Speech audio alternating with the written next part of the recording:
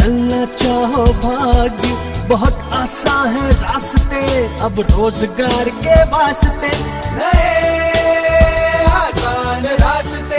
नमस्कार।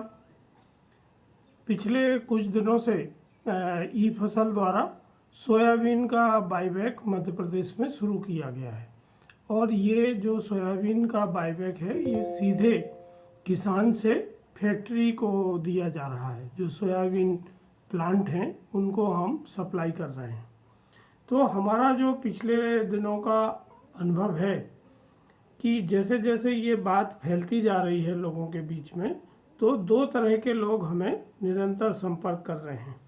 एक किसान लोग हैं जिनके पास खुद का सोयाबीन है और वो सोयाबीन को बेचना चाहते हैं, क्योंकि अभी बहुत सारे किसान फसल रख लेते हैं और गोडाउन में रखते हैं और जब उसके भाव अच्छे होते हैं तब वो बेचने की कोशिश करते हैं। अब जैसे जैसे ये सोयाबीन का सीज़न ख़त्म होता जा रहा है और अगला सीज़न आने वाला है, तो सभी किसानों का ये ध्येय है कि वो जल्दी से जल्दी जो स्टॉक उनके पास बचा हुआ है उसको बेच दें, क्योंकि जैसे ही नया सोयाबीन मार्केट में आएगा तो सोयाबीन के दाम कम हो जाएंगे और उनको वो दाम नहीं मिलेंगे जिसमें उनका रखने का खर्चा, गोडाउन का किराया और इतने दिन जो उनकी पूंजी उसमें लगी रही उसका ब्याज उन्हें मिल जाए। तो ऐसे किसान मुझे निरंतर फ़ोन कर रहे हैं और सुबह से लेकर रात को 10 साढ़े 10 बजे तक मेरा फ़ोन निरंतर बजता रहता है। इसी तरह बहुत सारे व्यापारी हैं जो सोयाबीन जिनने अपने स्टॉक में रखा हुआ है और वो भी इसी इंतज़ार में रखते हैं कि जब भाव बढ़ेंगे तो हम अपना सोयाबीन बेच सकें। तो वो भी हमें कोशिश कर रहे हैं कांटेक्ट करने की और सोयाबीन बेचने की बात कर रहे हैं। बहुत सारे लोग निरंतर सोयाबीन सप्लाई भी कर रहे हैं और ये बड़ी मात्रा में हम फैक्ट्री को सोयाबीन दे रहे हैं। इसमें जो मैं बार बार लोगों से बात कर रहा हूँ उनके मन में तीन चीज़ें हैं जो संदेह पैदा करती हैं। सबसे पहले है भाव को लेके कि ये जो फैक्ट्री उन्हें भाव दे रही है, रेट दे रही है, वो सही रेट है या नहीं है। क्योंकि अभी भी लोगों को ये लगता है कि मंडी में जो रेट मिलता है उसमें कई लोग पार्टिसिपेट करते हैं, इसलिए वो रेट ज़्यादा कॉम्पिटिटिव होता है। अब यहाँ लोगों को ये सोचना चाहिए कि मंडी में जो व्यापारी काम कर रहे हैं, जो सोयाबीन खरीद रहे हैं, वो भी इसी प्लांट को बेचने वाले हैं जो प्लांट रेट दे रहा है। तो प्लांट जो रेट देगा और मंडी में जो व्यापारी खरीद रहे हैं उसमें सामान्यतः 250 से 300 रुपये का अंतर हो जाता है, क्योंकि व्यापारी को भी उस सोयाबीन को खरीद के उसका पाला करके उसको भर के उसी फैक्ट्री को ग्रेड करके देना होता है, तो उन्हें वो उतना खर्चा रिकवर करना होता है। अगर ये डायरेक्ट किसान खुद ही अपना सोयाबीन ग्रेड कर ले और सोयाबीन पैक किए हुए या बिना पैक किए हुए आप सीधे फैक्ट्री को दे सकते हैं, तो इसमें उठाधरी का खर्चा कम होता है, तुलाई का खर्चा कम होता है और आप मंडी के जो समस्याएं हैं उनसे भी बच जाते हैं। तो किसानों के मन में और जो व्यापारी हैं उनके मन में ये बात हमेशा रहती है। तो इसके लिए मेरा अनुरोध है कि आज मंडियों के भाव, प्लांट के भाव सभी सोशल मीडिया के ऊपर और वेबसाइट के ऊपर उपलब्ध रहते हैं, उनसे आप तुलना कर सकते हैं। यदि आपको लगता है कि प्लांट के रेट अच्छे हैं तो आप प्लांट को डायरेक्ट मटेरियल दे सकते हैं, इसमें कोई कानूनी बाधा अब नहीं है। भारत सरकार द्वारा जो एक देश एक मंडी का कंसेप्ट लाया गया है उसमें सभी तरह के रिस्ट्रिक्शन हटा दिए गए हैं और अब किसानों को इसका जो अभी तक लाभ नहीं मिल रहा था, जब अभी तक जो शिकायतें हो रही थी कि साहब मंडी के कानून की वजह से हमें मोनोपोली में एक ही जगह मटेरियल बेचना पड़ता है, दूसरे लोगों के सामान हमारे पास सुविधाएं नहीं हैं कि हम अपनी सामान को कहीं भी बेच सकें, तो अब भारत सरकार ने ये बाधा आपकी समाप्त कर दी है। तो आपको ये देखना है कि अब आप में वो क्षमता होना चाहिए, वो बाज़ार की समझ होना चाहिए कि आप अलग अलग बाज़ारों के भाव को समझें, उनके क्वालिटी के नॉर्म को समझें, और जो वो रेट बता रहे हैं उसमें क्या क्या चीज़ें वो काटने वाले हैं। क्योंकि जो लोग रेट बताते हैं उसमें फिर वो 4 या 5 चीज़ें होती हैं जो हिडन होती हैं, और जो बाद में जब पेमेंट होता है तो पैसा काट लिया जाता है। तो वो किसान को समझना बहुत ज़रूरी है। व्यापारी तो व्यापारी की भाषा में समझता है, पर किसान ये हिडन कॉस्ट नहीं समझता है। जैसे कोई आदमी आपसे कहेगा कि मैं 3,900 रुपये का सोयाबीन लूँगा, अब इसमें मैं क्या क्या काटूँगा, मैं मंडी का टैक्स काटूँगा, मैं 1% मंडी का टैक्स काट लूँगा, या 1.70 पैसा मंडी का टैक्स काटूँगा, 25 रुपये बोरे के काट लूँगा, या बोरा फ्री लूँगा। फिर अगर ये 2-2-10 का जो नॉर्म है, 2% कचरा, 2% मिट्टी, और 2% कटी फटी दाल, और 9% या 10% मॉइस्चर, अगर इसमें कुछ कमी होती है तो उसका पैसा काटूँगा। फिर उठाई धराई कौन देगा, उसका पैसा काटेगा। अगर नगद पैसा आप मांगते हैं तो 1% या 2% सीडी काटेगा। तो ये जो मार्केट में सिस्टम चलते हैं ये लिखित सिस्टम नहीं होते, ये किसी भी कानून से गवर्न नहीं होते हैं, ये अलिखित नियम है, और हर फैक्ट्री के अपने अपने अलिखित नियम होते हैं। तो किसान को ये समझना चाहिए कि ये एक तरह का ट्रैप होता है। जैसे मछली फंसाने के लिए चारा डाला जाता है, उसी तरह का ये ट्रैप होता है कि भाव ऊपर बता दो और फिर उसको बाद में काट के उसी रेट पे ले आओ जो बता रहे हैं। तो ये डाउट हर किसी की मन में है, और जो लोग इसका काम करते रहे हैं, खासतौर से जो व्यापारी साथी हैं, उनको इसका बहुत कड़वा अनुभव है, और वो बहुत जल्दी इससे सहमत नहीं होते हैं। तो मैं यहाँ आपको एक चीज़ बताना चाहता हूँ कि ई फसल ने जो फैक्ट्री के साथ बातचीत की है, और फैक्ट्री से जो हम रेट लेते हैं उसमें सब हिडन कॉस्ट को काट के ही हम रेट देते हैं, तो और कोई चीज़ काटने की बचती नहीं है। तो इससे क्या है कि शुरू में आपको कई बार ऐसा लग सकता है कि साहब रेट कम मिल रहा है, पर इसमें कोई चीज़ कटने वाली नहीं है। ये जो रेट आपको बताया जा रहा है ये उतना ही बताया जा रहा है जो आपको नगद आपको भुगतान होने वाला है। तो एक चीज़ ये लोगों को बहुत केयरफुली समझना चाहिए, जब भी कोई मार्केट से ज़्यादा प्राइस बता रहा है 50-100 रुपये या उससे ज़्यादा, तो आपको उनसे पूछना चाहिए कि इसमें क्या क्या कटती होगी, क्या क्या चीज़ें कट के मुझे पैसा मिलेगा, तो आपका ये संदेह दूर हो सकता है। दूसरी चीज़ होती है क्वालिटी। हमेशा ये एक विवाद का विषय रहता है, चाहे वो किसान हो या व्यापारी हो, वो हमेशा ये झगड़ा करते हैं कि साहब मेरी क्वालिटी अच्छी है, आप उसको ख़राब बता रहे हैं, मेरी क्वालिटी का आप सही कीमत नहीं दे रहे हैं। तो देखिए आप उसके पैरामीटर बना सकते हैं। आप एक सैंपल निकाल सकते हैं आधा किलो का, उसमें या 100 ग्राम का, उसमें देख सकते हैं कि कितने दाने हैं, उन दानों में कितने कटे फटे दाने आ रहे हैं, दाल आ रही है, कितना कचरा मिट्टी आ रहा है, उसको आप कैलकुलेट कर सकते हैं और उससे परसेंटेज निकाल सकते हैं। जो मॉइस्चर है, जो नमी है, उसके लिए मॉइस्चर मीटर आता है। आप मॉइस्चर मीटर खुद भी रख सकते हैं, आप उसको देखना सीख सकते हैं। आप अपने कमोडिटी का मॉइस्चर खुद नाप सकते हैं, वो बहुत सस्ते हैं, बहुत महंगे नहीं होते हैं। दूसरे ग्रेजुअली जैसे व्यापारी को अनुभव हो जाता है, वो दाना काट के दांत से तोड़ता है तो उनको समझ में आता है, जब दाना थोड़ा ताकत लगा के टूटता है, ज़्यादा ताकत लगाना पड़ती है, तो मतलब है कि मॉइस्चर कम है। जितना ज़्यादा मॉइस्चर होगा उतनी आसानी से दाना टूट जाएगा या चप जाएगा। तो ये अनुभव से आपको आ सकता है कि कितनी ताकत लगाने पे कितना परसेंट मॉइस्चर होता है। तो वो भी आप दाने अपने चबा चबा के देखते रहिए, तो ये पैरामीटर आप समझ जाएंगे।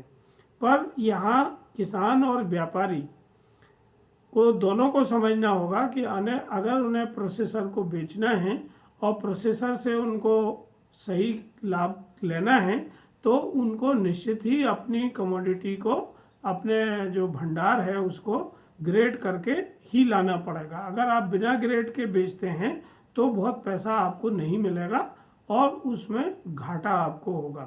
फैक्ट्री जो रेट देती है वो फैक्ट्री गेट का रेट देती है। वो आपके जहां आपका गल्ला रखा हुआ है उसको व्यापारी भाषा में कहते हैं x rate, x godown rate या एक्स खलियान रेट। और जो फैक्ट्री जहां मटेरियल लेने वाली है उसको कहते हैं एफओआर रेट।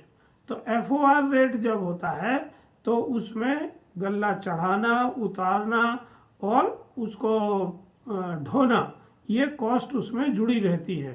तो जब आप कीमत सुनते हैं या पूछते हैं तो उनको आप ये पूछिए कि ये एक्स रेट है, मतलब आपके जहां गल्ला रखा हुआ है उस जगह का रेट है, या एफओआर का रेट है जहां वो गल्ला लेना चाहते हैं।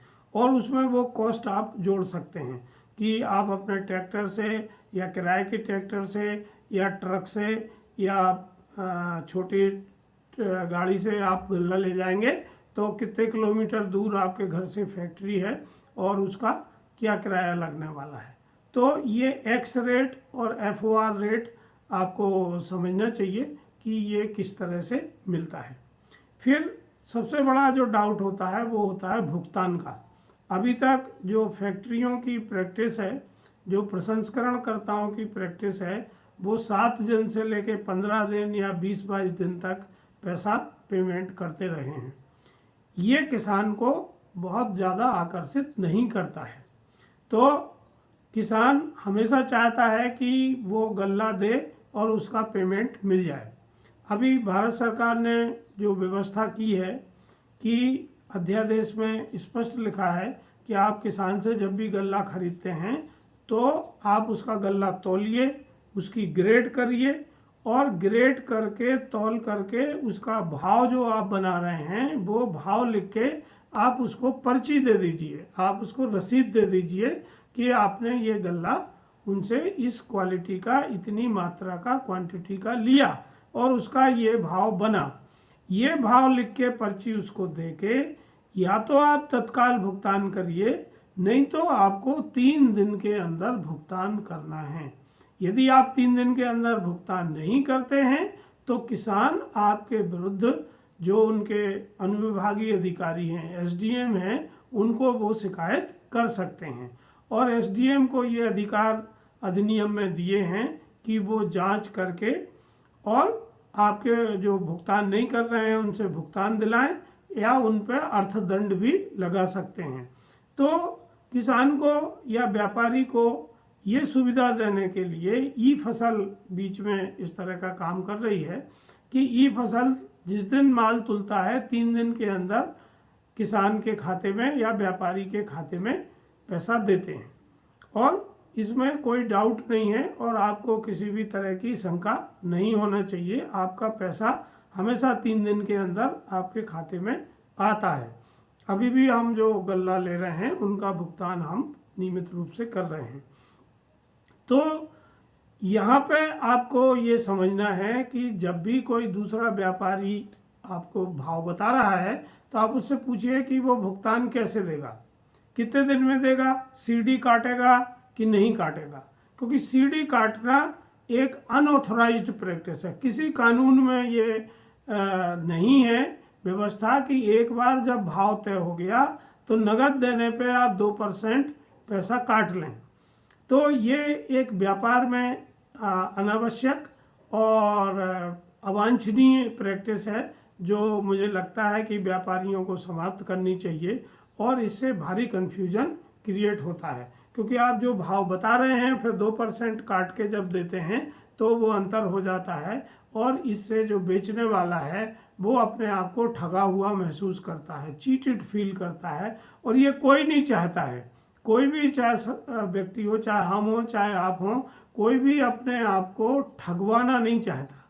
तो ये जो प्रैक्टिसेस हैं, जो अलिखित प्रैक्टिस हैं, जो किसी कानून में सपोर्टेड नहीं हैं, वो अब समाप्त होंगी और ये तभी समाप्त हो सकती हैं जब लेने वाला और देने वाला दोनों शुरू से उसमें सहमत होते हैं। एक बार ट्रांजैक्शन हो जाता है फिर वो फंस जाता है, फिर उसकी मजबूरी रहती है कि वो जो आप शर्तें लगा रहे हैं उन शर्तों के आधार पर पैसा दे। तो किसान को या व्यापारी को जब भी फैक्ट्री में देना है तो ये सुनिश्चित करना है। दूसरा, बहुत सारे किसान और व्यापारी अभी भी हमसे नगद पैसे की मांग करते हैं कि साहब आप तो हमें नगद दे दीजिए, हमें बैंक खाते में पैसा नहीं चाहिए।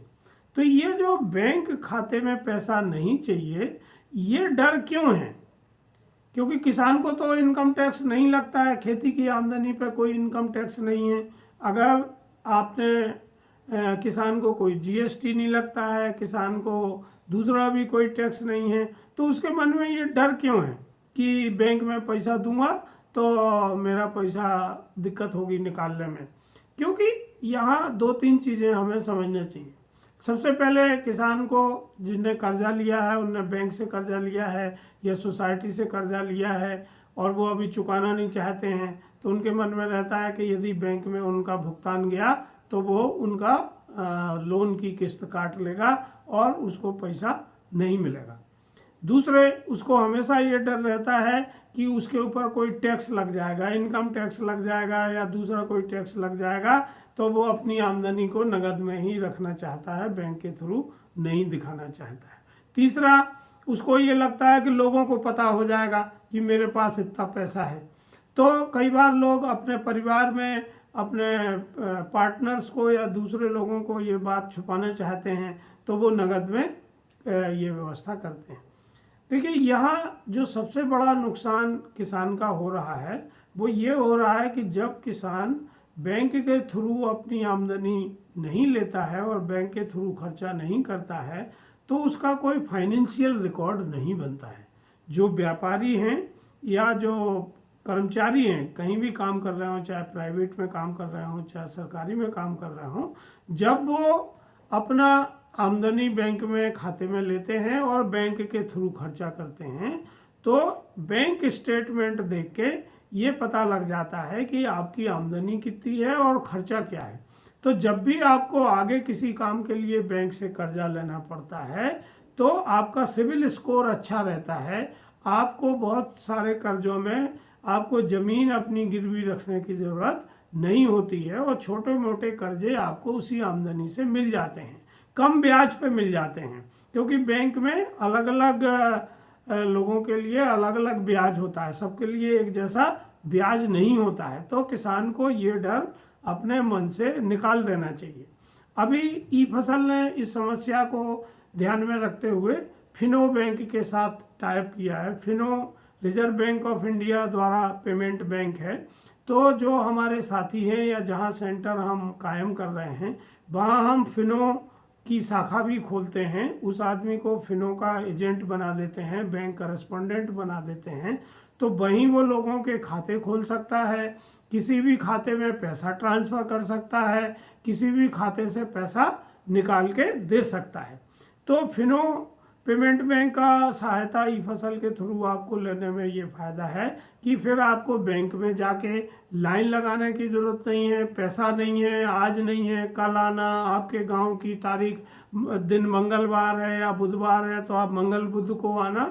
ये सब समस्याएं जो ब्रांचेज में, गांव की छोटी छोटी ब्रांचेज में होती हैं, वो फिनो पेमेंट बैंक के साथ आने से ये समस्याएं हल हो जाती हैं। तो जो लोग ई फसल की इन सुविधाओं का लाभ उठाना चाहते हैं, और बहुत सारे लोग हमारे साथ ऐसे भी जुड़ना चाह रहे हैं जो खुद ये खरीदी सेंटर बनाना चाहते हैं, अपना व्यवसाय शुरू करना चाह रहे हैं और फिनो का काम करना चाह रहे हैं, तो उनसे भी मेरा अनुरोध है कि वो भी इस सबको समझें और अपनी व्यवसाय आप शुरू कर सकते हैं। तो आप खाद बीज दवाई जिनको बेच रहे हैं उन्हीं का आप गल्ला बायबैक करके ई फसल के थ्रू बेच सकते हैं। और ये अभी हमने सोयाबीन के साथ शुरू किया है, और अगर ये इसका अच्छा रिस्पांस रहता है, जैसे कि उम्मीद है कि बहुत अच्छा रिस्पांस आ रहा है और लोगों में भरोसा आ रहा है, तो ये भरोसा जैसे जैसे बढ़ेगा, ये काम बढ़ेगा, तो हम दूसरी फसलों में भी बायबैक की व्यवस्था को किसान के साथ शुरू करेंगे। पर इसके लिए एक तंत्र विकसित करने की ज़रूरत है, और ई फसल का मॉडल ये है कि ये जो तंत्र है वो हम एसोसिएट के थ्रू बनाते हैं, पार्टनर्स के थ्रू बनाते हैं। ई फसल कभी भी कर्मचारी नहीं लगाती है फील्ड में काम करने के लिए। फील्ड में जो लोग अपना काम करना चाहते हैं, व्यवसाय करना चाहते हैं, चाहे वो मार्केटिंग का हो, चाहे वो खरीदी का हो या पेमेंट बैंक का हो, तो वो ई फसल के एसोसिएट होते हैं, पार्टनर होते हैं और प्रॉफिट शेयरिंग करते हैं। तो जितने भी साथी प्रॉफिट शेयरिंग में काम करना चाहते हैं वो हमारे साथ जुड़ सकते हैं, और ये काम ऑलरेडी मध्य प्रदेश में शुरू हो गया है। तो मैं चाहता हूं कि इस चीज़ को बहुत से ज़्यादा किसानों तक आप फैलाएं और इस बात को ले जाएं ताकि उनको ये व्यवस्थाओं का लाभ मिल सके। देखिए, हम लोग ये काम जो कर रहे हैं, बेसिक चीज़ ये है कि सप्लाई चेन को छोटा करना है।